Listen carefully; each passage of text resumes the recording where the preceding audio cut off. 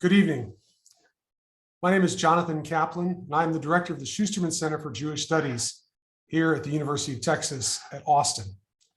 I would like to welcome you this evening to the 2022 Spring Gale Family Foundation Lecture. Before I welcome my colleague, Dr. Tatiana Lichtenstein, to introduce our speaker for this evening, I would like to extend my thanks to the sponsor of tonight's lecture, the Gale Family Foundation. Along with the Schusterman Family Philanthropies, the Gale Family Foundation has helped make Jewish studies not only a success here at UT Austin, but also a pioneer in the field. The Gale Family Foundation Lecture is an event that predates and helped to sow the seeds for the establishment of a Center for Jewish Studies here at UT. This lecture series has brought leading scholars in Jewish studies, and commentators, writers, and artists to the 40 acres. These lectures introduce undergraduate and graduate students, the faculty from across campus, and broad off-campus audiences to the world of Jewish studies, to Jewish arts and culture, and to critical thought on pressing contemporary issues. Most recently, Deborah Lipstadt, Yossi Klein Halevi, Amy Jill Levine, Barbara Kirschenblatt Gimblett, and Anthea Butler have been Gale lecturers. Along with the lecture series, the Gale Family Foundation has helped to support one of the main programmatic and research focuses of the center, Jewish life in the Americas, through endowments in Jewish arts and culture and North American Jewish life. The Gale Collaborative on Jewish Life in the Americas is a research consortium directed by Dr. Naomi Lindstrom that facilitates shared projects for scholars from Canada, the United States, Mexico, Argentina, and Israel. I would like to thank the previous director of the Schusterman Center, Dr. Tatiana Lichtenstein, and the staff at the Schusterman Center, Administrative Associate Sabalin Arden, and the center's graduate assistant, Nicole Farrell, for their work on putting on tonight's event. Tomorrow, Monday, February 21st at noon on Zoom webinar, Professor Bergen will be joined by my colleagues at the University of Texas, Professor Virginia Gerard and Professor Jennifer Graber, for a roundtable discussion on the topic Religion, Violence, and Genocide, moderated by Dr. Lichtenstein. If you've not had a chance to register for the event, there's still an opportunity to do so. Please find out more information on how to register at the Schusterman Center's website at www.liberalarts.uTexas.edu/SCJS. In just a moment, that URL will be placed in the chat. Before I welcome Dr. Lichtenstein, a few practical comments. Since this is a webinar, you are muted. That means you have to pose your questions. We very much hope that you will engage in discussion in the Q&A box on your Zoom screen. We ask that you use the Q&A box on the Zoom screen instead of the chat function, which will enable us to focus on the Q&A box being for questions and the chat being if you have logistical problems related to tonight's meeting.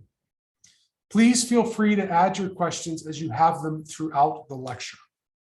Dr. Lichtenstein and I will pose these questions to Dr. Bergen after her presentation. It is now my great pleasure to welcome Dr. Tatiana Lichtenstein, who is an associate professor in the Department of History, former director of the Schusterman Center for Jewish Studies, and a scholar of 20th century Eastern and Central European history, with a particular focus on the history of the Jewish communities of the Bohemian lands. Dr. Lichtenstein.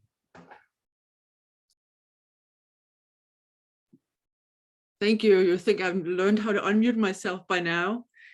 It's my great pleasure to introduce Professor Doris Bergen as our Spring 2022 Gale speaker.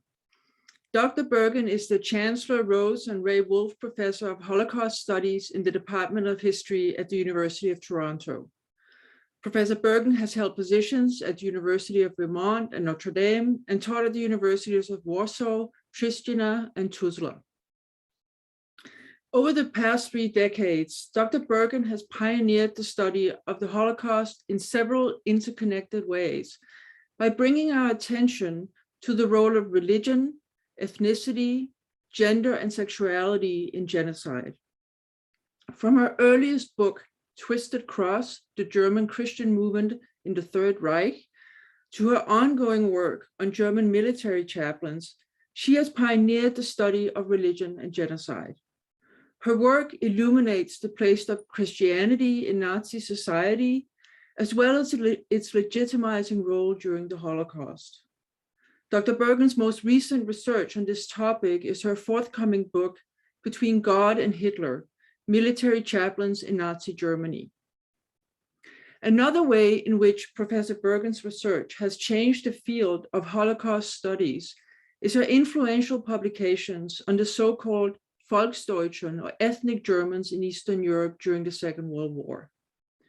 She demonstrated that the ambiguity of Germanists in the Nazi East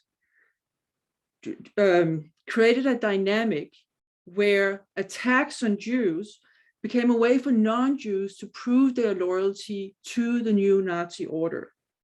So this notion that anti-Semitism was not only the source, but also the result of violence and occupation, that's an insight that has had much wider implications in understanding intercommunal violence during the war. Lastly, Professor Bergen has pioneered the integration of gender and sexuality in the study of the Holocaust and of genocide more broadly.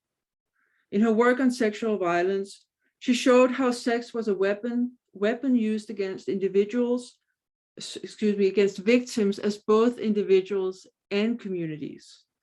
For the people who perpetrated the violence, she argued, sex served to normalize the violence that they were inflicting. Among Dr. Bergen's distinguished contributions to Holocaust studies is her book, War and Genocide, A Concise History of the Holocaust. And I probably have 6 or 7 colleagues here at the University of Texas who regularly teach using this book. This textbook, War and Genocide, is now in its 3rd and expanded edition, and it's available in several translations, including Polish and Ukrainian. It's a very popular textbook, widely used, and it situates the genocide firmly within the context of the World War, yet it tells a very human story. It is a sophisticated but very accessible book that balances generalizations with concrete experiences of individuals and families. Dr. Bergen is deeply involved with Holocaust education and has received many distinguished academic and civic honors for her work. Her research on military chaplains, for example, is being used in theological and chaplaincy training, and she's spoken to cadets and chaplains at West Point and the United States Holocaust Memorial Museum. She's a longtime faculty member of the Holocaust Educational Foundation Summer Institute, of the International Institute for Genocide and Human Rights Studies, and she was part of the international design team for the National Holocaust Monument in Ottawa. She served for 20 years on the Academic Advisory Committee of the United States Holocaust Memorial Museum. It's my great pleasure to be able to welcome her to UT Austin tonight, even if just virtually, for her Gale lecture entitled Saving Christianity, Killing Jews, German Military Chaplains and the Holocaust. Welcome, Doris. Thank you so much, Tatiana, for the generous introduction and for the invitation.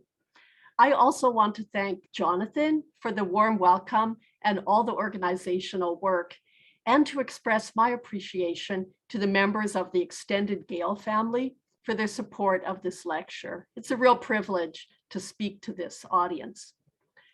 I want to add as well a word of thanks to Megan Brome, my graduate research assistant, who's here on the call to help me. Thank you, Megan. And you're going to hear from Megan, Jonathan, and Tatiana during the lecture. So thanks to all of them for agreeing to read. Now let me pull up my screen. I also want to start with a content warning. There's disturbing material in this lecture, particularly about the killing of children, and maybe the title itself is quite shocking. Maybe it's obvious when the topic is the Holocaust that the material will be disturbing, but I think it's harder in a way to deal with this online with the disembodied voice. And I hope that it's comforting to you, as it is to me, to think of all of us, wherever we're sitting, taking this time to think and reflect, not only on the horrors of the Holocaust, but on its victims and its survivors. So we're going to start in the midst of a time of terrible carnage, the summer of 1941. The German invasion of the Soviet Union and the territories the Soviets had occupied under the Molotov-Ribbentrop Pact brought a wave of violence against Jews in the enormous swath of territory from the Baltic states all the way to the Black Sea. The German Einsatzgruppen, the mobile killing squads, their Axis partners, especially Romanians in the south, local collaborators in pogroms, combined in the summer of 1941 alone to murder hundreds of thousands of Jews. One of the epicenters of this killing was the city of Zhytomyr in central Ukraine. Nina Gelman was born in Zhytomyr in 1932, and in an interview conducted in Russian at her home in Israel in the late 1990s, she recalled those times. She remembered the city of her childhood as green and beautiful. She also remembered the grand synagogue and her father's large ceremonial hat. In July 1941, the Germans shot and killed Nina Gelman's father, Ephraim, and with her mother, her grandmother, and a younger sister, she tried to evade the roundups by going to nearby villages, but they were caught, loaded onto trucks, and taken to a pit. Nina stood there, 9 years old, with her mother, her grandmother, and her sister as the bullets hailed down around them. All of them were killed, except Nina, who was not hit, who, in her words, played dead until the Germans had moved on and a Ukrainian woman came to the site and took her home for a few days. Later, that woman put Nina Gelman out again, and she walked down the road crying for 30 miles until another Ukrainian woman took her in and kept her until the end of the war. The photo that I'm showing you here is not a picture of Nina Gelman. I couldn't find a picture of her. It was an audio interview. Is another Jewish girl from Zhytomyr, first name Raya. We don't know her last name. Her photo was given to Yad Vashem by a Ukrainian woman. But from the date of her death, 1941, we can assume that Raya did not emerge from such a pit alive. That wave of violence in the summer of 1941 took many different forms, but one thing that almost all of those killing actions had in common is they were very public, they were visible, and they were documented. Germans took photographs and wrote reports. Jews wrote poems, letters, and songs. Many of those records survive, even though their authors do not. This image, as you can see, shows a very public execution in Zhytomyr in August 1941. The Germans hanged two Jewish men, Wolfe and Moshe Kagan. This incident, look at all the German soldiers looking on, was what the political scientist Lian Fuji called a brutal display. Jews too were rounded up in Zhytomyr and forced to watch. In the summer of 1941, Zhytomyr was also a center for another German initiative, the reopening of churches. Soviet authorities had closed many churches and repurposed some of the buildings as cinemas, as assembly halls, as warehouses. Now, in the wake of the invasion, Germans reconsecrated some of those church buildings. Some years ago, I found a collection of photographs of this event in Zhytomyr taken by the Wehrmacht, the German military photo service, and filed away under the label Pastoral Care to the Military. Most of these photos from Zhytomyr focused on the opening of one church, the Orthodox Cathedral of the Holy Transformation.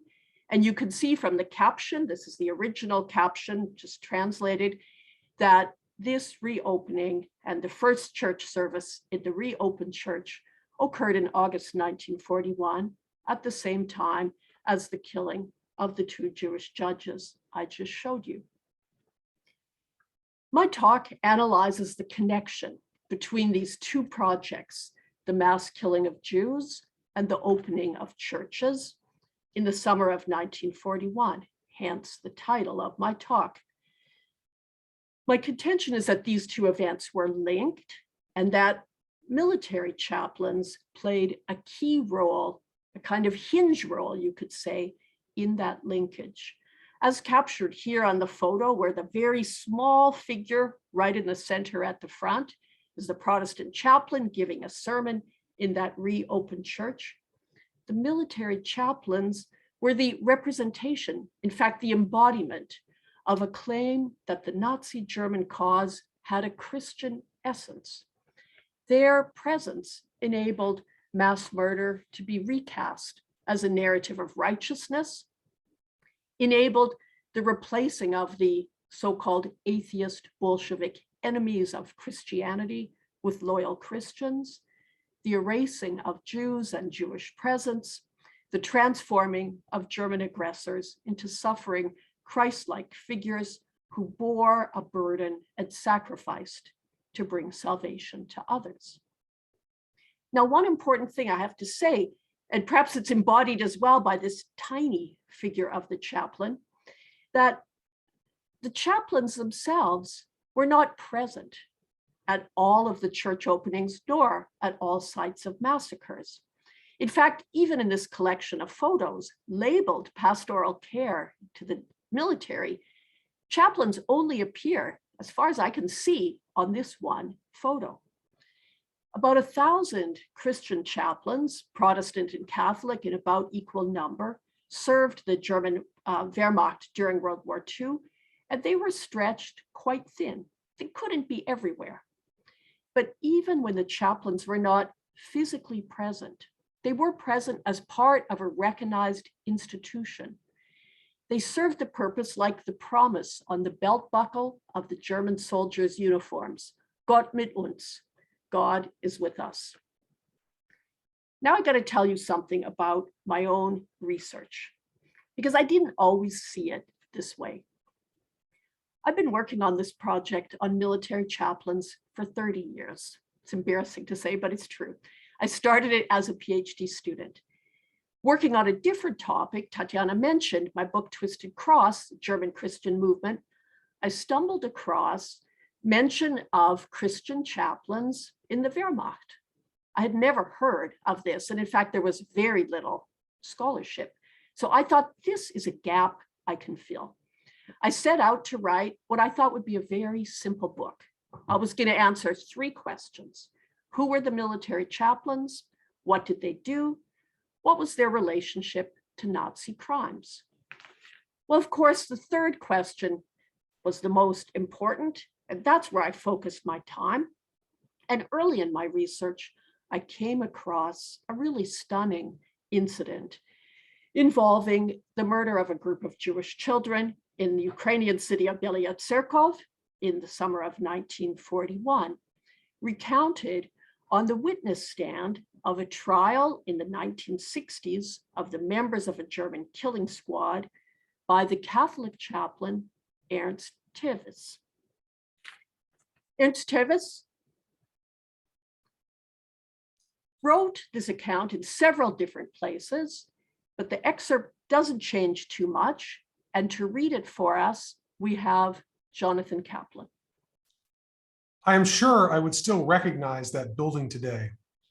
We found about 90 little Jewish children, among them some infants, in a hopeless situation, packed together, whimpering, crying, hungry and thirsty in the midday heat.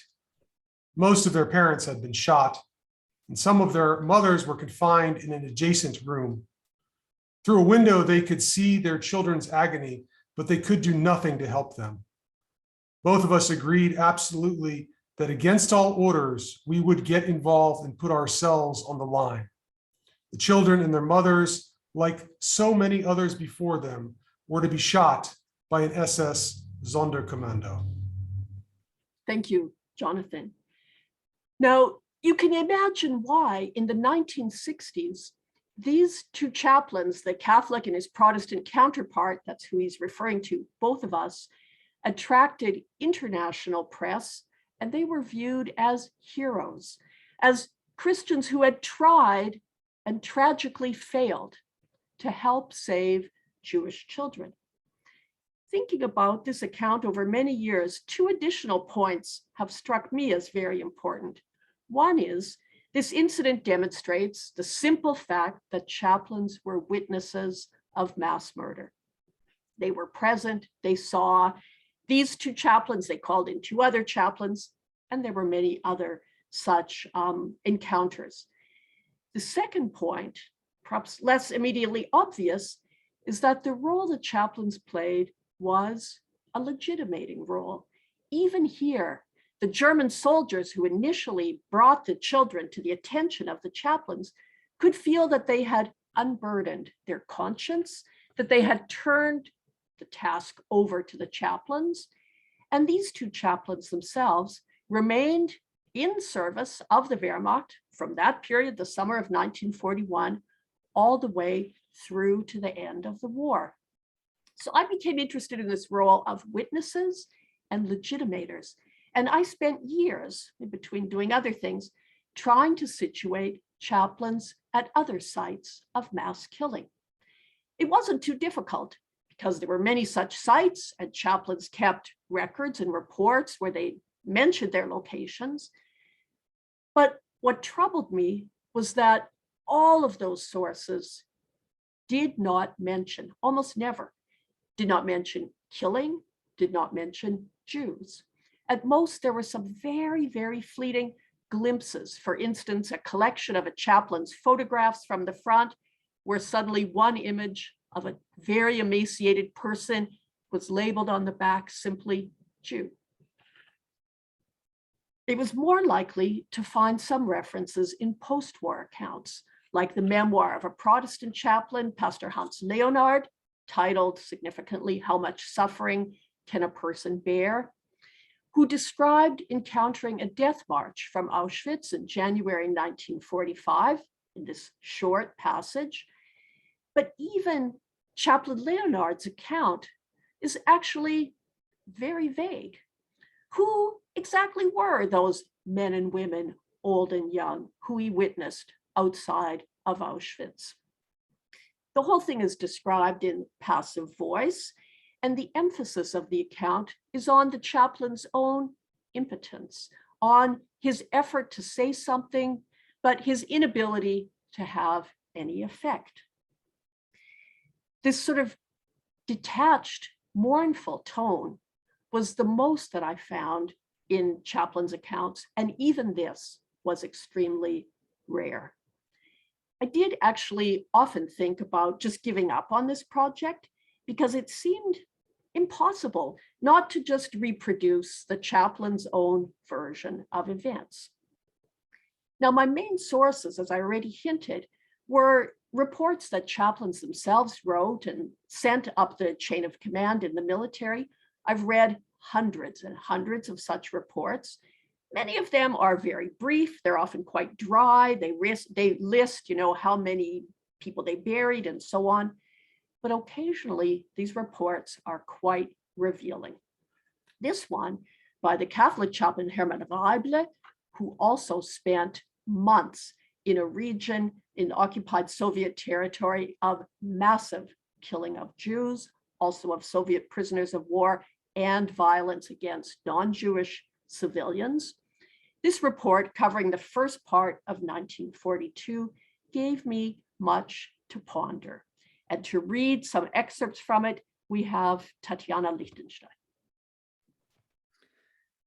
March 15, a telephone call from Divisional Command summoned me to take part in a ceremony at the cemetery in Sushchevo to honor our dead war heroes. A huge blizzard brought snowdrifts 3 feet high. The team and sleigh that was to bring me to Suschevo got stuck in the snow after 20 yards and had to be shoveled out. After an exhausting march of more than 2 hours in the bitter cold, I arrived at divisional headquarters.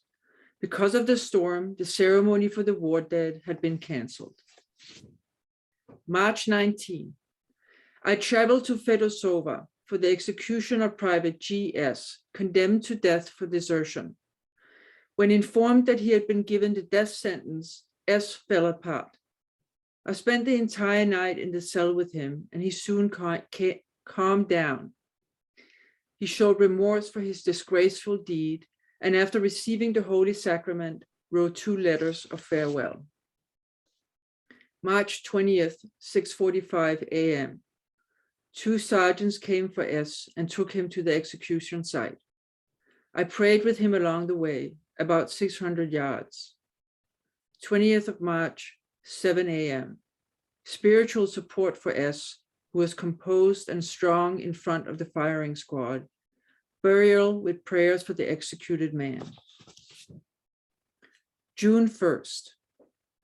The last part of this activity report is supposed to summarize the situation at the main dressing stations where I have been providing spiritual care. It is a terrible scene of blood, wounds, and death. It is an enormous strain on one's nerves to see nothing day and night but blood and shredded human bodies, to hear nothing but moans of pain from wounded soldiers and the death rattles of dying comrades. No one except the priest assigned to the clearing station has the opportunity to spend those last hours, the most difficult time, with these dying comrades. No one else can transmit to the loved ones at home so many important final words and wishes. May the souls of the dead heroes, whom I have been privileged to help lead to the heart of God their Father, find eternal rest from their suffering.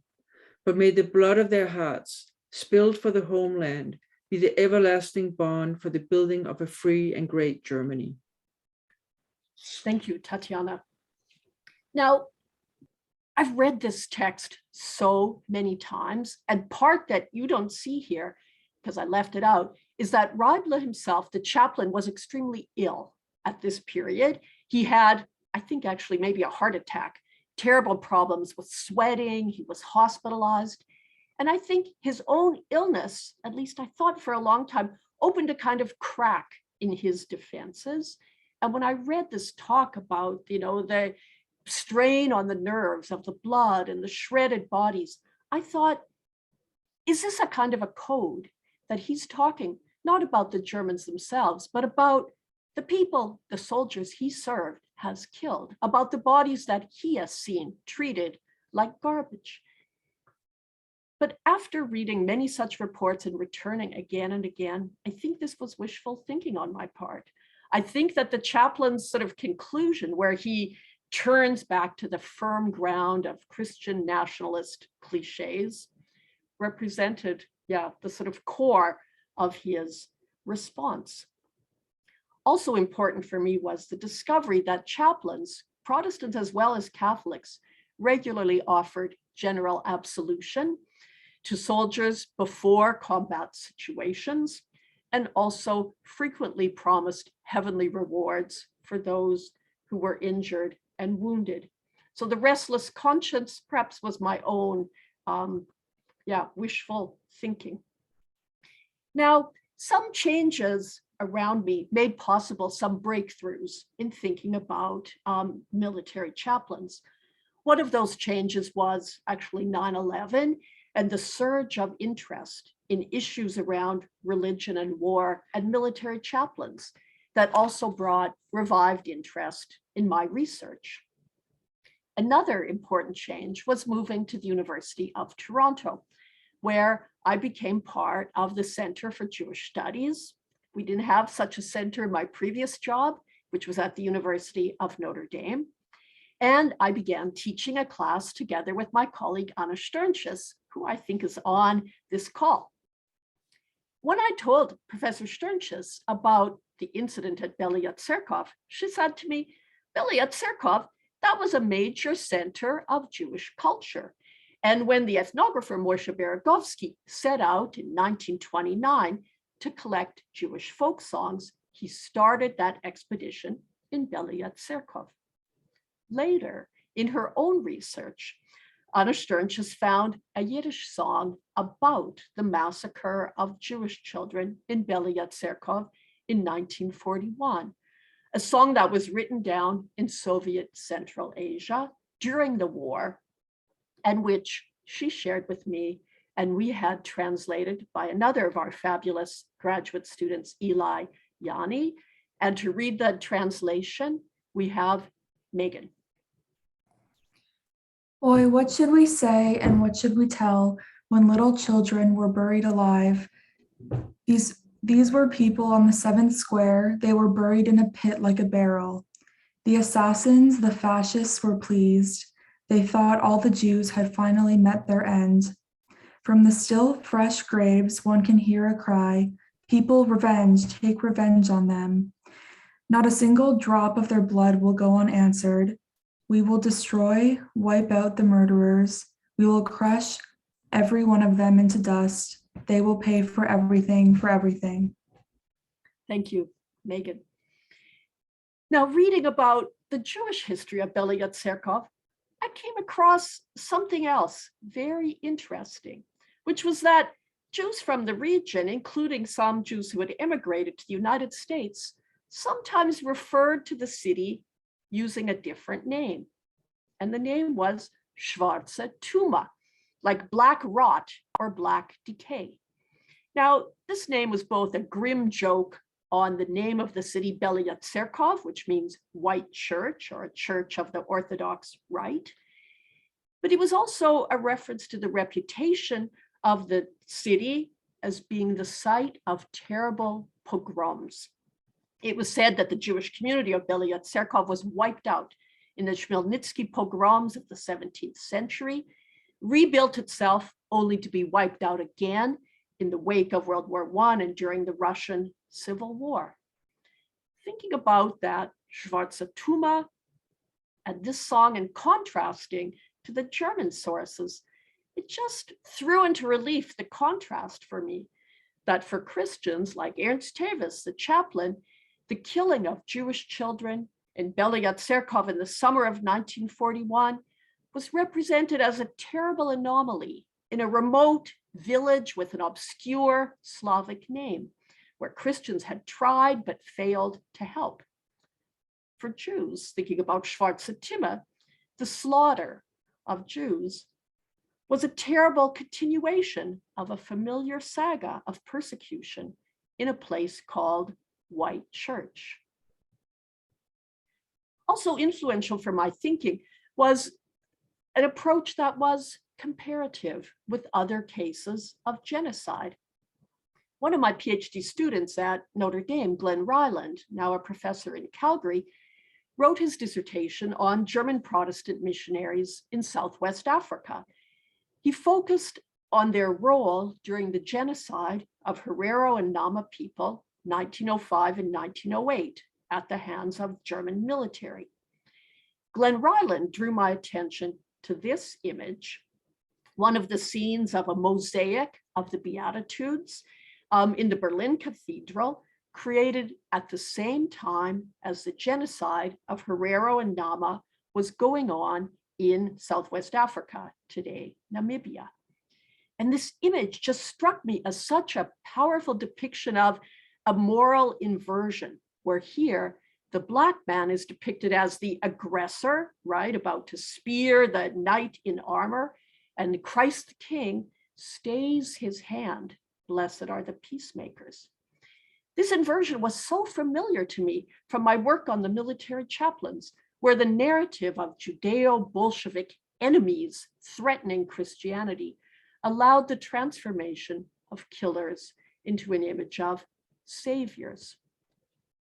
I returned to that collection of photos from the Wehrmacht collection and saw them in saw some new dimensions in them. For instance, this photo, again with the original caption translated, showing a group of prisoners of war supposedly listening to the German chaplain, though if any of you can tell which of them is the German chaplain, please let me know, because I've never been able to figure it out.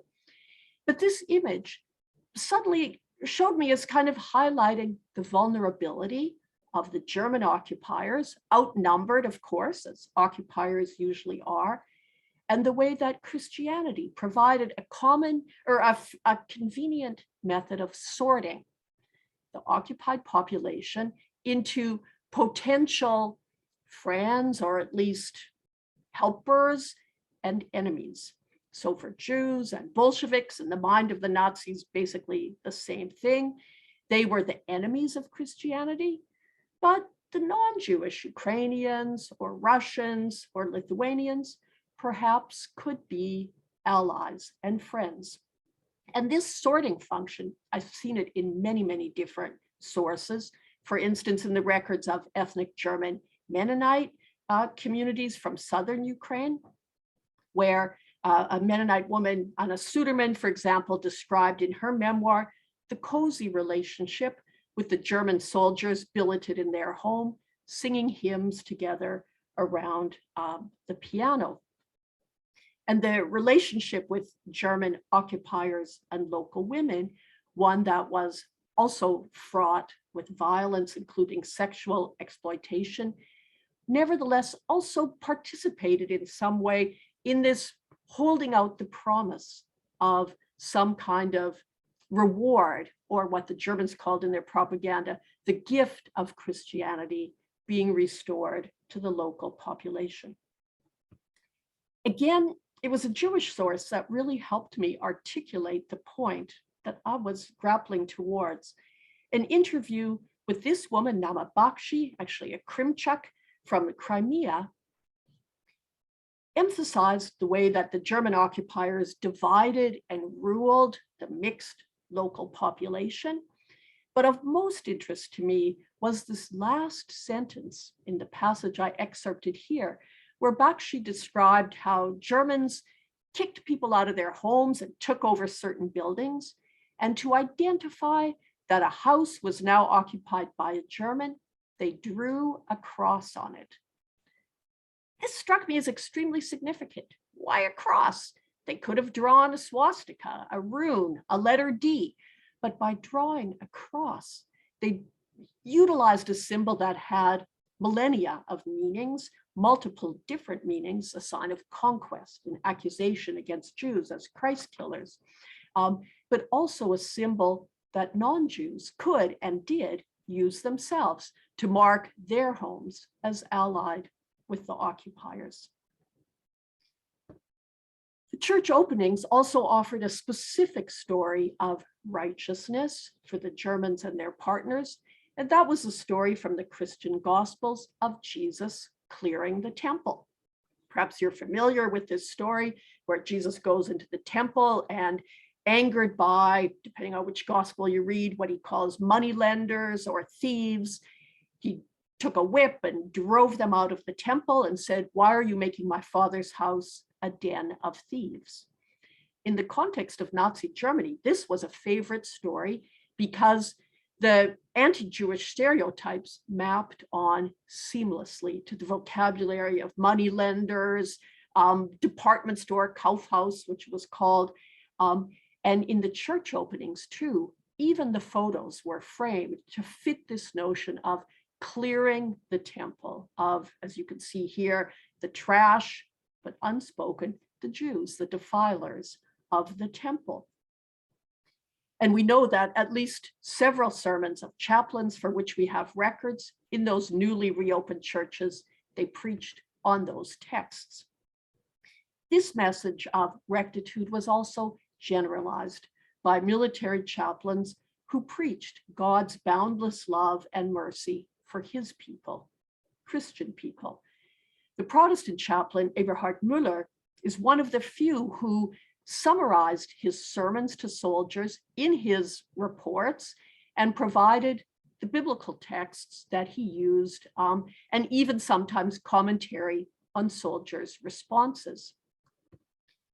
We have an excerpt from one of Müller's reports, and Jonathan's going to read it for us. God is for us, who is against us?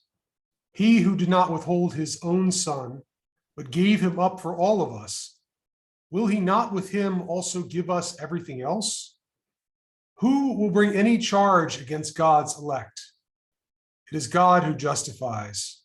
Who is to condemn? Who will separate us from the love of Christ?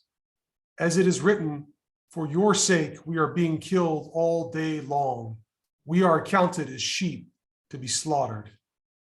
I am convinced that neither death, nor life, nor angels, nor rulers, nor things present, nor things to come, nor powers, nor height, nor depth, nor anything else in all creation will be able to separate us from the love of God in Christ Jesus our Lord. Again and again, the question came back to Christ. And the darker the situation was, and the more serious the look in the spiritual future, all the more wonderful was it to bear witness for Christ as the light of the world. As individuals, the comrades were all moved by the same questions. How can God allow this killing? Why are we humans so crazy? Where will we get the inner strength to bear it all? Thank you. Thank you, Jonathan. So for Germans and their partners in ethnic German communities, including the Mennonites that I mentioned in southern Ukraine, Christianity and the churches provided a haven, a fortress, thinking of the title of Luther's hymn, a site of reassurance of their own and their society's somehow fundamental rectitude and goodness. And this reassurance applied not only to soldiers themselves or to people in those territories of occupation, but to their family members back home. One Protestant chaplain, as I show you here, quoted proudly in his report of his own achievements, a letter that he received from the parents of an SS man whom he'd buried. And I should mention that SS units did not have their own chaplains, but that the chaplains from the Wehrmacht repeatedly boasted that they were invited by SS and Luftwaffe men to provide services to them. So here you can see the parents thanking the chaplain for his letter that provided them with consolation that their son had received a burial. Perhaps the consolation also meant they could feel at peace that their son was not a murderer, or if he was, God had forgiven him. This role of chaplains, presenting themselves and being viewed as the voice of Christian conscience in a war that was depicted as hell for everyone, also served West Germans very well during the Cold War. And again, just one illustration, a bestseller for many years, actually still very popular book in Germany, published in 1950, was Albrecht Goethe's short novel, Restless Night, telling the story of a Protestant chaplain who went to Vinica in Ukraine to spend the night before his execution with a German soldier condemned for desertion. This book, as you can see, was translated into multiple languages, English, Italian, and French. It was made into a BBC movie for TV in 1955 called Arrow to the Heart, and remains, as I said, very popular. Rarely mentioned is the fact that its author, Albrecht Goethe, was a military chaplain in Vinica, Ukraine. He's usually described as a hospital chaplain or a prison chaplain, and never mentioned is the fact that Vinica was another center of catastrophic destruction of Jews. All of you have seen a photo, I'm certain, that shows a German with a gun about to kill a Jewish man in a mass grave, right, with his hands up. That photo was called by the German who took the picture, labeled The Last Jew of Vinica. But the work on Albrecht Goethe never mentions the murder of Jews of Vinica, and the book itself, Restless Night, spends a grand total of one sentence on the subject. This is the sentence. As for the pogroms against the Jews, various people beyond the circles directly involved knew more than they could bear. Goethe's book is really, I think, a manifestation of another kind of saving Christianity, the way that military chaplains functioned after the war to salvage the honor of Christianity at the expense of Jews, in the sense of literally erasing, as this sentence does, Jewish suffering, life, and death. So how to end this talk? I struggled with this with my book too. I think it's really important to reverse the gaze again. And this is how I want to end, bringing us to look through the eyes of a Hungarian survivor, Agnes Adachi, born in Budapest. In 1944, she had herself baptized into the Protestant church. And perhaps because of that baptism, I don't know, she was able to move around quite freely in the city and work together with Raoul Wallenberg, trying to desperately rescue Jews in that last sort of moment of possibility within the city of Budapest. In the process, Adachi witnessed a scene that she described in this way in an interview from the 1990s. And Megan's going to read it for us. There was a little child with a star who had evidently lost her parents, and there was a church, and out came a Catholic priest wearing inside his collar the Hungarian Nazi collar, and he had a revolver. And he saw that little kid and he shot her. I picked up the child and she was dead. Thank you, Megan. Now, when I first encountered this thing, I thought, what does it mean? I even disregarded it because I thought it doesn't make too much sense. It's like a scene from a movie, right? What's a Hungarian Nazi collar? And what was going on here? Was that a chaplain?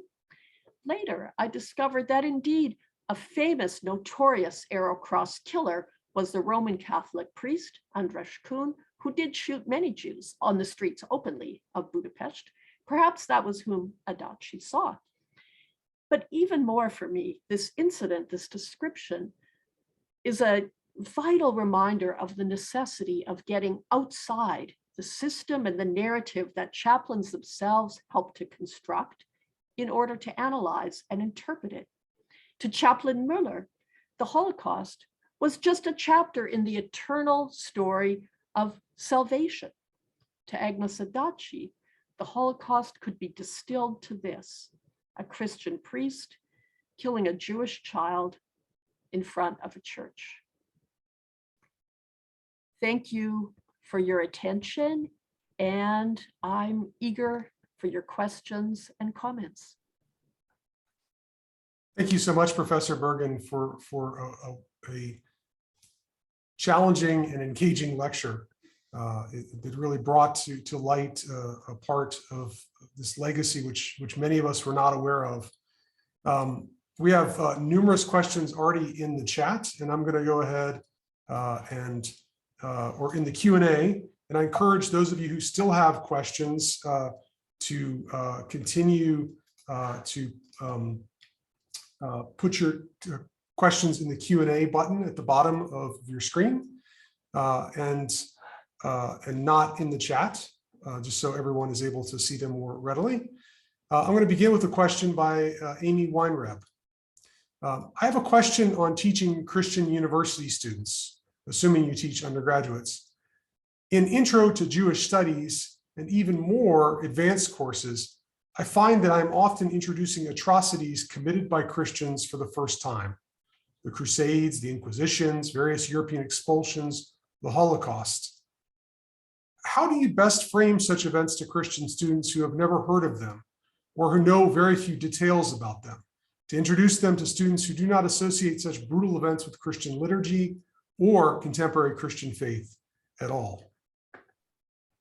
Whoa, this is an incredible question, and I'm going to try to be brief, but I have a lot to say about it, so maybe you have to come to the roundtable on Monday. Thank you so much for asking about this. Boy, where to begin? You know, I taught at the University of Notre Dame for 10 years. So I'm quite familiar with the situation that you're describing. And yeah, I mean, where to even begin? I think sometimes the Holocaust is the most familiar often in terms of atrocities, But for many Christians, thinking about the Nazis as Christians is a really, really unsettling and disturbing reality. I mean, I have to tell you an anecdote, maybe it's not helpful, but when I first taught at the University of Notre Dame, my first class, literally the first lecture on the Holocaust, I asked students, anyone have any questions, you want to ask? A student put up their hand and said, what religion was Hitler? I was like, oh, this is a teaching moment. So I said, well, this is a good question. Anyone want to answer? Another student's hand shot up and they shouted out, Jewish. I was so shocked. I was like, no, Hitler was not Jewish. That was a rumor, that there was something about his family Jewish. It was not true. There were no Jews, in fact, in that region. And is there another guess? It's a long pause, and then a hand slowly went up and hopefully asked, Protestant? I'm like, no, Hitler was not Protestant. And no one would say, they would not say that Hitler was, like, they would not say it, and they would not accept that he had never been excommunicated, that he never surrendered his church membership. It is really, really challenging. And I don't know what to say, except maybe the best way is often to come indirectly. You know that story in the Bible with David and, when he has Bathsheba's husband, killed, and then the prophet has to come and tell him the whole story about the man who had his neighbor killed to get his lamb and all that. And then David says, like, show me that man. And he says, you are the man. Like, sometimes to switch to a different angle first.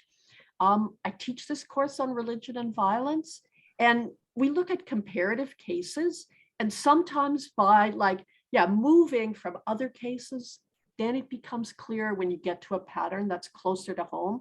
So I don't know. That's the only thing that I can say, but it is very, very challenging. Oh, I guess I'll just say one more thing. I think, speaking of how things changed after 9/11, the assumption that Christianity is a peaceful religion, in contrast to Islam, that has become so entrenched. And I remember being so surprised at first. You're like, what about Inquisition, apartheid, slavery? But somehow, those things have been elided.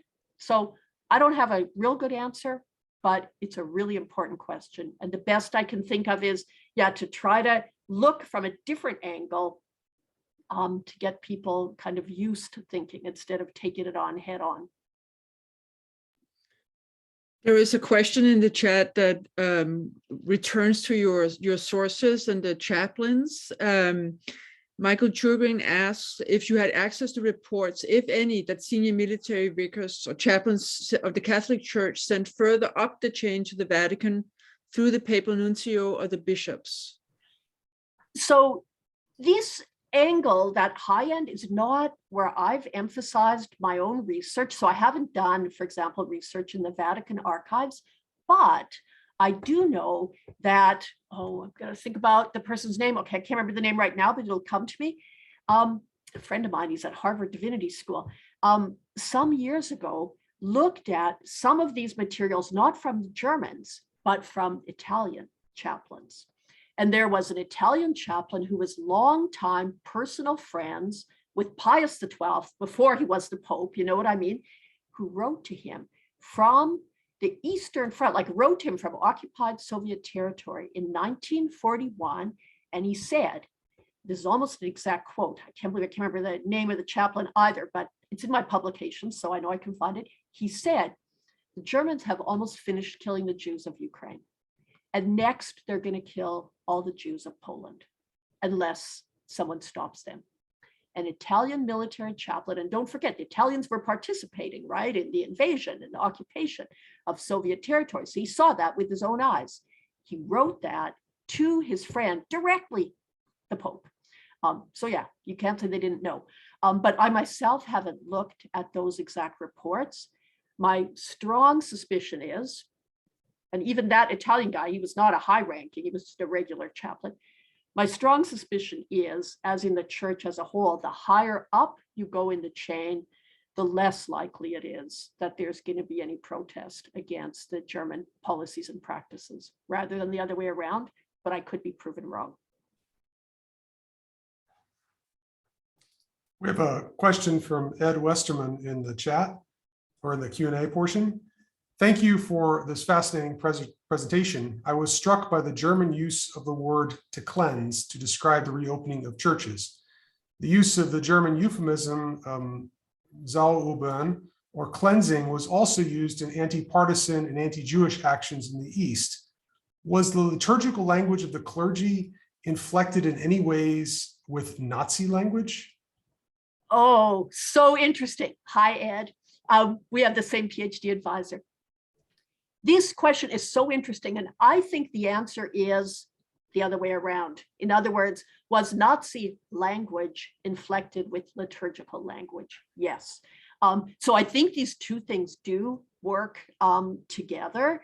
But yeah, like that language of cleansing, it's one reason to this day I hate the term ethnic cleansing so much. I understand why it's important or valuable term, but I hate it because it has those two dimensions, the sort of hygienic, right, dimension, which easily goes to eugenics, and this religious dimension.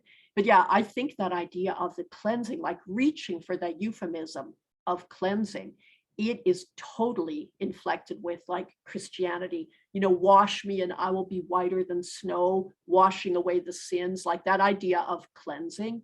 It's really steeped in Christian imagery. So yeah, that anti-partisan warfare, and don't forget, well, Ed knows this better than anybody, don't forget that idea of, Hitler saying to Himmler, Jews to be exterminated as partisans, right? And this notion of the partisan, the Jew, the Bolshevik as inseparable, I think is really important.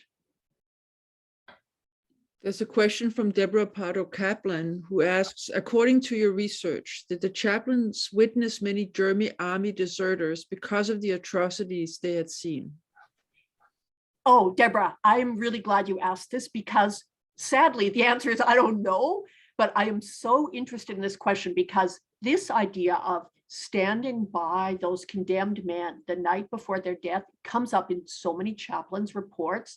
And the fact that this is what's, captured in that Albrecht Goer's novella, right? And this like tragic thing, the whole war is reduced to the tragedy. And of course, the guy was actually innocent, and then the Battle of Stalingrad happens and somehow, but I've wondered about this too, like, are those acts of desertion and self-mutilation sometimes motivated by people, unlike the chaplain, maybe who I interpreted wrongly, maybe rightly, just saying, I can't be part of this anymore? Did they confess that to those chaplains? I don't know. Like, I've been looking for that over and over. I haven't found evidence of it. And the chaplains, I mean, the way they handled those desertion cases, they constantly emphasized that their role was not to provide comfort to that soldier, to help the condemned man see the error of his ways and to repent. This was their goal. And, chaplains were not selected for their sort of pro-Nazi ideology. That's another whole thing I didn't talk about. But the role that they played really upheld the military discipline. And in the few cases where chaplains wrote to the members of the family and said things like, your husband, died, a true soldier and hero, they were told, no, you can't write that. The only thing you can write is they died recognizing what they had done was wrong and that they betrayed their fellow soldiers. So this was a line that they took, but I don't know what was said to them. And I haven't been able to find any records of that. There's another question related to sources from Peter Halson. Have you been able to look at the reports of interviews with German army chaplains carried out by the British in 1945 when they were seeking sources to help with denazification? I wish I had. I just recently actually learned about the existence of those sources, and I'm very interested in that. I mean, I did eventually have to finish this book, so I didn't do it now, but I would like to do it.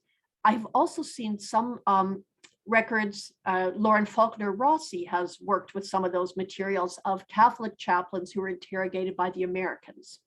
And this is really interesting too, because the chaplains were often pretty good at making connections with their counterparts The British chaplains were very sympathetic to the German chaplains in the records that I've seen, and they often worked together to get better treatment for, captured German soldiers after the war and so on. So I haven't found, I know which maybe you might expect, but I haven't found a kind of almost demonization of German chaplains by their counterparts, the opposite. That French, I've seen it with French records as well, Canadian, British, American chaplains, they often bonded quite easily with the Germans and found quite a bit in common with them. But yeah, I haven't looked at those interviews. So there are two questions in the Q&A. They are both bigger, but they're about the presence of different kinds of Christians in this region. So I want to start with the one from Jonathan Parker, who thanks you for a great presentation. And he says, it strikes me as a little incongruous that Protestant and Catholic Germans would hold services in former Orthodox churches. Given the narrative of redemption from Judeo-Bolshevism, did chaplains or other Germans address this difference among Christians? And if so, how? Thank you for this. It's like a really good observation. And, I'm trying to think of a good answer that's not too long. For sure, like the German modus operandi was divide and rule, always, and like they definitely played off different groups against each other. Like I've seen material, for example, in Eastern Poland, where the Germans took church buildings away from Roman Catholic congregations and gave them to Orthodox congregations, because they're like, no, those are better friends with us. They're more reliable. We'll take that church, we'll give it to them. So they definitely played these groups off against one another, but they also sometimes tried to like enforce a certain kind of like Christian ecumenism. For example, the chaplaincy itself, chaplains were required to be able to minister and to do so across confessional lines. So like Protestant chaplains, they were expected to hear confession of Catholic soldiers. Often they did divide up, the labor, but I think the religious divisions, they were an opportunity. They were an opportunity for the Germans often to divide and rule and to find and pick their partners. One example I just thought of, now I'm going to remember that. Oh, yes, Enstad, Johannes Enstad, a German scholar, has written some really interesting, an article about the German project working together with a group of Russian Orthodox clergy to reopen churches in the Soviet Union. So, you had like clergy who just saw an opportunity. They're like, we were repressed in the Soviet times. We're going to take this ball and run with it. And some of those projects, the Germans actually kind of lost control of them. Like they went off and did their own thing. In other cases, they reined it in more tightly. And I think like Zhytomyr, precisely because it was a region with a lot of Jewish population, Germans were really insistent on maintaining a very tight control. I think that's why they took charge of those church openings themselves. But yeah, there's a lot to think about and very little is known. Oh wait, can I give one other article, really interesting? So the Enstad article is fairly recent. And then there's an older article by Carol Burkhoff, a great scholar of Ukraine, called Did World War II Bring a Religious Revival in Ukraine? Something like that. And this is also super interesting, thinking about like how different religious confessions, denominations get almost like played off by the Germans. So we had a second question related to religious denominations in this region by Stephen Siegel. I've always wanted to ask Professor Bergen a question about Mennonite history in an international or transnational dimension, Canadian, Ukrainian, German, pre-Third Reich, Imperial, and so on, and how you begin to incorporate that specific religious history into the social history or everyday life history of the Shoah. Do you think this was something you looked for before setting out to do archives, or in the archives, or afterwards when you're incorporating scholarship on comparative genocide? Thank you for the lecture tonight. Okay, this is a good question because we just recently, I say we, one of my former PhD students, Mark Jansen, and archivist James Thiessen, they just published edited volume Mennonites in the Holocaust. It's got a different name, European Mennonites in the Holocaust. And I co-wrote the introduction with them. And this project on Mennonites in the Holocaust has been something that especially Mark Jansen has been working on for many, many years. And for me, that's something that I was interested in. I mean, that's my own family background, so I couldn't help but notice those materials when they come up, and they do come up often. And this too is a really good example of where you have, especially in the United States and Canada, Mennonites usually think of themselves as, pacifist groups that are pacifist tradition.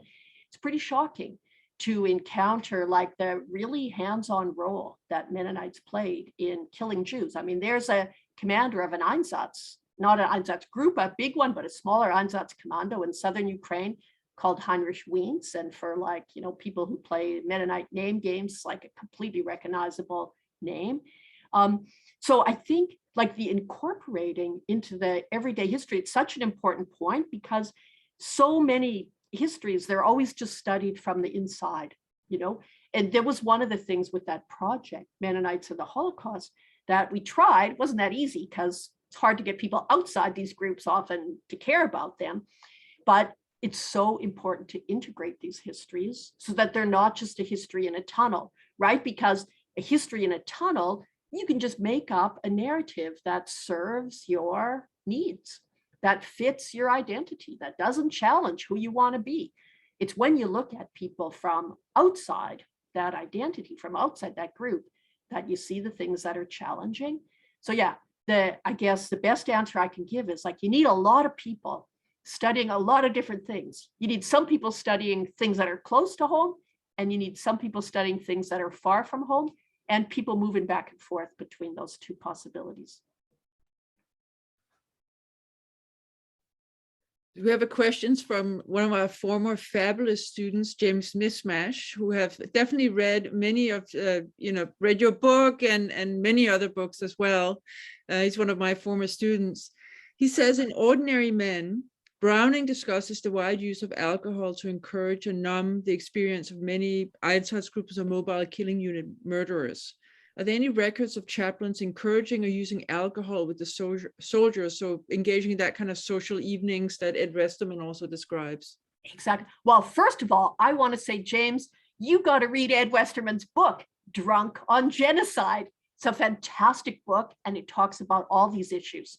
Now, with the chaplains, they are on the opposite end of this problem. They complain a lot about the alcohol and the drunkenness, because one of the things that, I see the chaplains often focusing on is what they talk about as morality, which means soldiers' comportment, sex and alcohol. And the reason alcohol is a problem, not because they're teetotalers, but because of like massive drunkenness that in turn would, have soldiers, sexually abusing women, going to brothels, but behaving in undisciplined ways that could create trouble.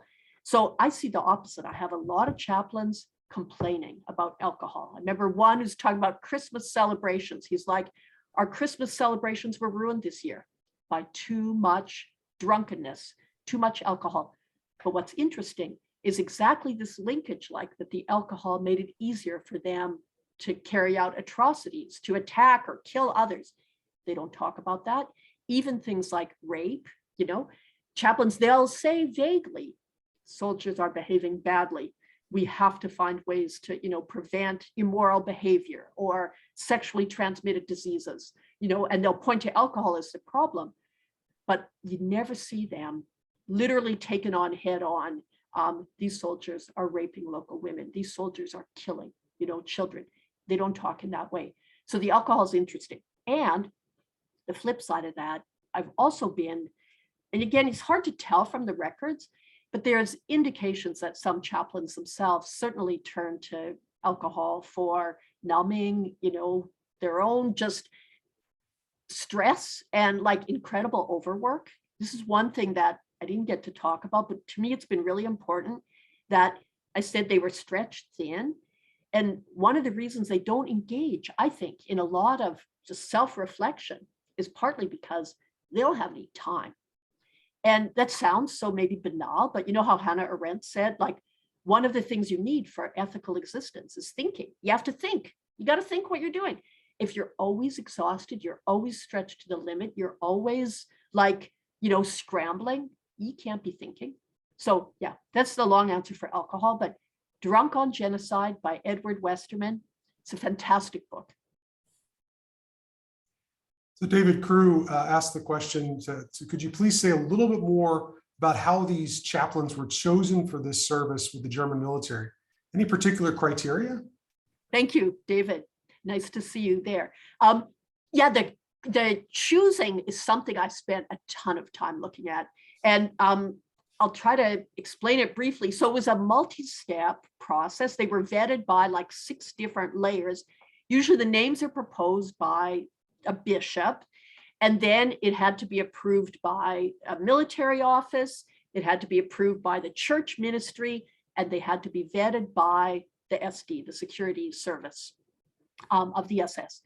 And usually where the chaplains got turfed, torpedoed, was at the security check, the Gestapo security check. They had a very, very high bar. And mostly what they were worried about was on the Catholics, they didn't want people who'd been involved in the so-called illegal youth work. So chaplains who violated the, priests who violated the Concordat and, had youth organizations outside of what was permitted. And for Protestants, they didn't like people who were members of the confessing church, although some of them did make it through. But on both camps, they didn't like troublemakers. And this took many different forms, but basically anyone who stirred up trouble. Like I've seen cases of Protestant pastors who were members of pro-Nazi German Christian movement who were like fighters, like literally, got in fights in their congregations. These people were always excluded. It's like, no, too divisive. We don't want those people. Maybe they were like super Nazi, too divisive. So they tended to choose people who were like middle of the road, not troublemakers. And interesting, anyway, I could go on and on, but the bishops who pitched the names, I think they got better and better at sort of figuring out who's gonna, who's gonna make it through. But the smallest hint, for example, a chaplain who in 1938 gave a sermon after Kristallnacht, or a pastor gave a sermon after Kristallnacht where he hinted that he wasn't in agreement with the attacks, on Jews in Kristallnacht. In 1943, was turned down for a base chaplain position, and this surveillance record from that sermon is what was brought forward. So yeah, no troublemakers. This was the biggest criteria, and there were different ways to measure that.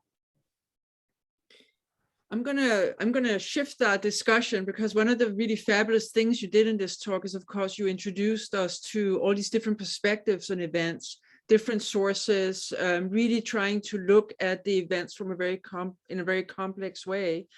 So Susie Serif, who is a colleague in the anthropology department, who's a folklorist as well, she asks, thank you so much for this carefully researched and beautifully delivered talk. I'm curious about the Yiddish folk song, and if you found other bits of Jewish and Christian folklore detailing these killings. Again, I have to refer you to my fabulous colleague, Anna Sternches, who's here in the audience, because that Yiddish folk song, she found that. And Anna Sternches is doing a project, and you can find many, pieces of it already performed and published, Yiddish Glory, which is finding like songs, Yiddish songs, that were often, like in this case, carried from one part of, Europe to elsewhere, and recorded or documented during the war. So I can't claim to have found that. I got that through Anna Sternches and the Yiddish Glory Project. So you definitely have to look there. But the idea of the killings being described in songs and poems, this is something that, Anna has just, I think, really pioneered doing research in. And for me, working on these chaplains, it was quite transformative because, I would never have thought or had the tools to look for such materials. But that killing action, again, described by Germans as so like hidden and obscure. Suddenly you see the openness, and then you put that against that photograph, you know, with all those soldiers watching the killing and then the Jewish men being forced to watch it. And you see, this was open, this was in the public, but that language of Jews just disappeared. This language has just saturated the way we talk about the Holocaust. So yeah, I think the folklore is super valuable, but I rely on my friend for that. So also a question of the wonderful sources you brought in relates to the Goethe's work. So Pascal Boss asked the question, what strikes me is how narratives such as Goethe's functioned in West Germany, specifically as, quote, Cold War political discourse. And in that sense, how was this and or other such texts part of a larger deliberate effort to rehabilitate the Wehrmacht in the West, such as described by Smessler and Davies, The Myth of the Eastern Front, the Nazi-Soviet War in American popular culture? Hi, Pascal. I love all those colleagues that you guys have that are, you know, friends. This is, I think, really important because 100%, I think it's related to a rehabilitative project. And the fact that the British TV show, Arrow to the Heart, or whatever it's called, Arrow to the Heart, that was issued in 1955. Oh, what else happened in 1955? You have the creation of the Bundeswehr, right? The rearmament of West Germany. And you're like, wait a second, why are the British putting on a TV show that helps rehabilitate the German military? It's like, oh yeah, that was in their interest to do so, right? So, I mean, maybe it sounds too conspiratorial, but 100%, I think the idea of the chaplain as this noble Christian conscience in the midst of a war that was, you know, hell for everyone. This was a really convenient way. And I love that you mentioned the Smeltzer, you know, book too, because exactly for the Americans too, like to hold on to that idea that, okay, there was this evil SS and there was, you know, the evil Hitler, but thank God they're all gone. But the military, that was like us. And there were strong ties between American and German military, also between American and British and American and French. And chaplains really facilitated that. So to me, the thing with the Goethe, 100%, I think it fits into that political discourse. But there's another plot twist, which is, lo and behold, when you get the creation of the West German military, the thing that was one of the thorniest problems to resolve is what was the chaplaincy going to look like? And quietly, somehow, it was completely transformed. So even though, you know, the Wehrmacht chaplaincy was sort of waved around as like they were above politics, they were noble, somehow I think a lot of people actually realized this wasn't the way it really was. That was almost convenient. And the new chaplaincy that was created, it took a couple of years. It didn't come into effect right away. It had a totally different function. The chaplains were not given the rank of an officer, which the Wehrmacht chaplains had. They were supposed to be much closer to the civilian churches, less independent, right, from the civilians. And their job was explicitly described to be the conscience and like an independent conscience rather than morale builders. And like, this is a huge transformation. It's a huge transformation. So you get chaplains who end up like counseling people. Would you rather do alternate service instead of the military service? And this kind of a role is a very different role of chaplains. So to me, it's quite fascinating that at this popular culture level, and by the way, Italians did it too. You have these movies with the heroic Italian, you know, chaplains or whatever. But at the level of practical design, the chaplaincy that emerged, it was not this same chaplaincy. It was something quite different. We have another question about Goethe. Victoria Barnett says, wonderful lecture. It's good to hear where your research has taken you. I was very intrigued by what is new for me, information about Albrecht Goethe, who after the war also wrote very movingly about his friendship with Martin Buber and about the post-Shoah barriers that existed between German Christians and Jews. Since you've looked more closely at his record than I have, do you think his post-war novels, talks, poems, etc., were more of an apology than an attempt to address the reality of what had happened, which is what I thought, and I'm now rethinking. Oh, wow. Well, first of all, I got to say, so great to see you here, Vicki. And what can I say? A huge compliment to feel like you learned something new from me, because I've learned so much from you. You know, I can't say I've done a huge amount of work on Gus. I'd like to do more, but I was thinking a lot also about the friendship with Martin Buber. And, you know, some of his works, they're still required reading in some high school classes in Germany, like that Burnt Offering book. But it's really hard, especially looking at this book, it's really hard not to see the apology as a pretty strong strand in there, you know, and maybe sometimes that's as good as it gets. You know what I mean? Like, you think maybe in that post-war climate, it kind of halfways opening that might allow further investigation is already a step. So I don't want to like totally trash him, but literally, like, I myself, having read that book early on when I started on this project, I did not know that he was a military chaplain for a long time. He never described himself in those terms. He's always described like a hospital chaplain or this or that. I found his name in a list of chaplains, you know, from like records of the time. And that's why I knew that, oh, he was a military chaplain. He was based there and he had another placement earlier somewhere else. So yeah, I think it is hard. It's hard not to see him as, you could say, circling the wagon. You know what I mean? Like, you think that quote about the pogroms of the Jews, people outside the immediate circles knew more than they could bear. It really does participate in a dialogue of, you know what was hardest about the Holocaust? For us to think about it as Christians. That was so hard. Like, and there's something so, I don't know, just like morally repugnant about that discursive move. So yeah, I gotta say, the more I've looked into it, I've been more pessimistic, but I do remember reading that book, Burnt Offering, and being very moved by it. So maybe it's a complex character, like so many of the characters we deal with. Shifting away from Gus, there is a question by Maris Rowe McCullough, in which she asks, thank you for a wonderful presentation. In their writings during or after the war, did these chaplains ever express any indirect evidence of support for the killing of Jews in the East? Perhaps expressions that are found the territory they were located in more safe or secure in the aftermath of a mass killing? You know, hi, Maris. I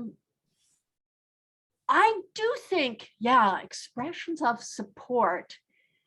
I'm trying to think, like, it goes back to, I think, the question about the partisan, Ed Westerman's question about the partisan sort of language in the nexus. I do think like that idea of, you know, the situation is calmer now. It's usually expressed in terms of partisans. And you know that from your research too, Maris. Like, I'm thinking about this very chaplain, Taves.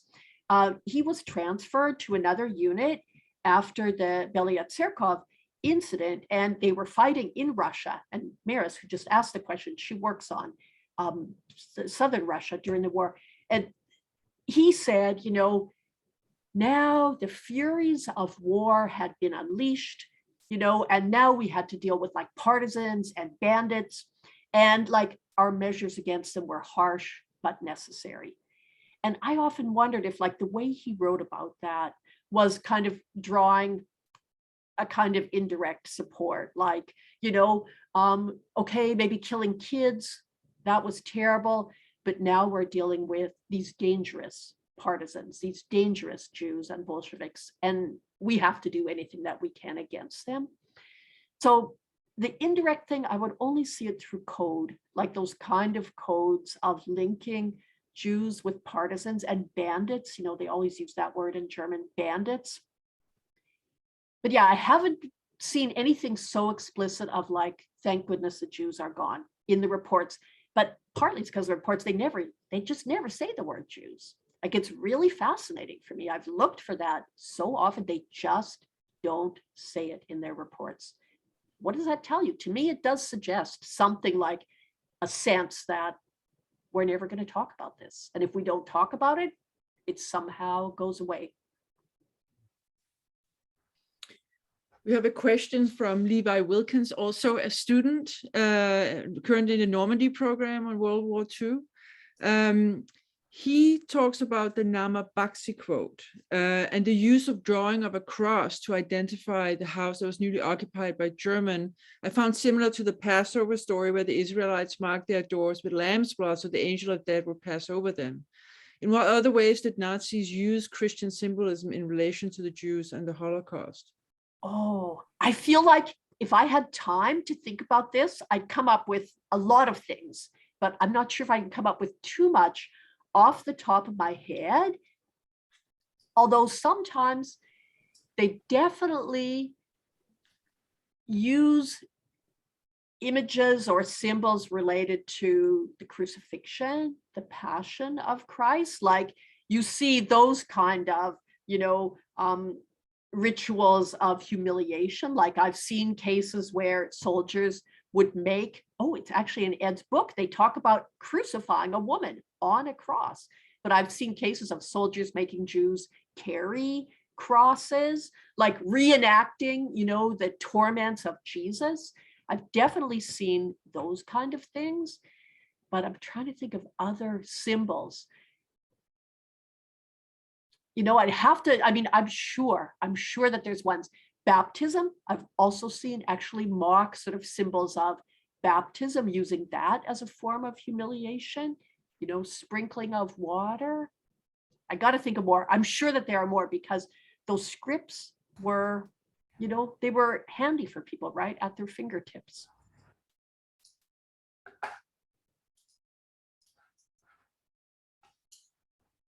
I think we had one last question. I had a little technical malfunction and disappeared for a minute, but and so did the questions. But I do remember it's from Greg Lipscomb, which was, what was the impact from the audience at West Point when you presented this information to them? How did they react?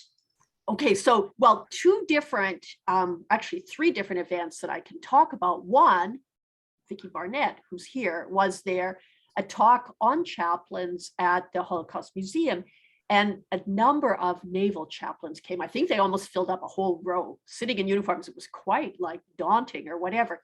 And I know that those chaplains were very, very interested, and they spoke to Victoria Barnett, who at that time was the director of the program on ethics and religion in the Holocaust, and requested to have some sessions with her to think about ethical issues around chaplaincy and the Holocaust and what lessons there might be for them. So that was very interesting to me. And I had another, then I'll get to the West Point in a minute, I had another situation where I can't even remember which unit it was, but somebody contacted me and wanted to give all of the chaplains, it was like about 35 people, men and women, who had been with a certain unit in Afghanistan, a copy of the volume I edited, Sword of the Lord, History of Military Chaplains, which includes a chapter about the Wehrmacht chaplains. They wanted signed copies of that for all those chaplains. It was quite interesting. So I found a lot of openness, from chaplains who really want to engage with those materials. Now, the West Point is extra interesting because I did several different programs with them. One of them was the Holocaust Museum, which was first for instructors, so who were teaching at West Point. And there was a chaplain among the, participants in that seminar. And what that person was really interested in discussing with me was then the don't ask, don't tell policy. They're like, is there any guidance for, because they said the problem is that chaplains end up sort of holding, a responsibility for enforcing certain kinds of programs, but then also can be seen as betraying, the people they work for. So this was such an interesting question to me. So that person was interested in the kind of the ethical quandaries of chaplains being asked to enforce policies that maybe they themselves didn't agree with, or that they didn't feel were in the interest, of the people that they served. At West Point itself, I did I did a presentation on the role of chaplains in violence in several different contexts. And there too, like they have a fantastic program at West Point on Holocaust and genocide studies. So I think that audience was really well prepared to, you know what I mean, to hear some of these issues and message. So yeah, I had a really good reception there. Yeah, I had one thing maybe that I was going to say that was not from chaplains, but from officers. I'd given this talk about the role of military in genocide, and chaplains were involved in that too. And one of the things I said was, you know, you got to watch out for historians because you don't want your name to be attached to an order like the Reichenau order, right? That, you know, German is like, oh, by the way, we got to take, you know, terrible measures against Jews and Bolsheviks, whatever. You want the Reichenau order? You want that to be your name? Or in the genocide of Southwest Africa, there's the von Trotha genocide order, you know? So I did get some pushback from that, you know, idea that like, you know, you got to preserve your name. But no, the chaplains I found were very, very interested in thinking about the sort of, yeah, the ethical quandaries, the complexities of that position.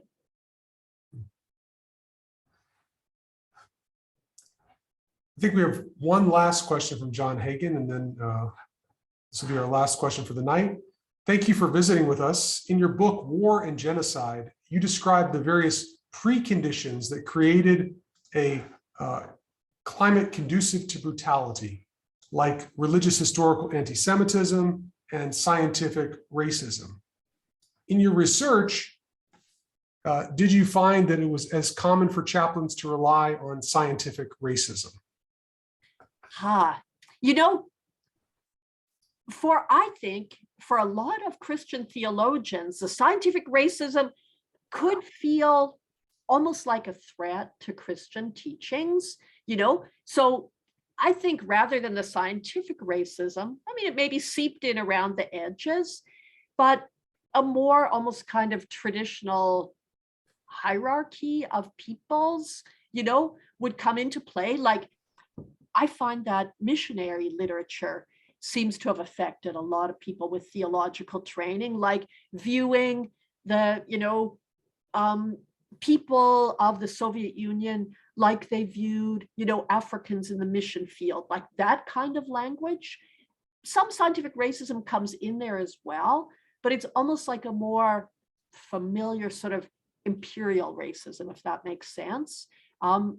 I see a stronger tinge of that. And then again, vis-a-vis Jews, kind of Christian anti-Jewish teachings. So again, the scientific racism could creep in there, but it's like with those traditional views, that was already enough, you know what I mean, to make them reliable partners. And like I mentioned, I think the chaplains, at least what I've read of, which is a lot of their own writings, most of them were not enthusiastic, like foaming at the mouth Nazis.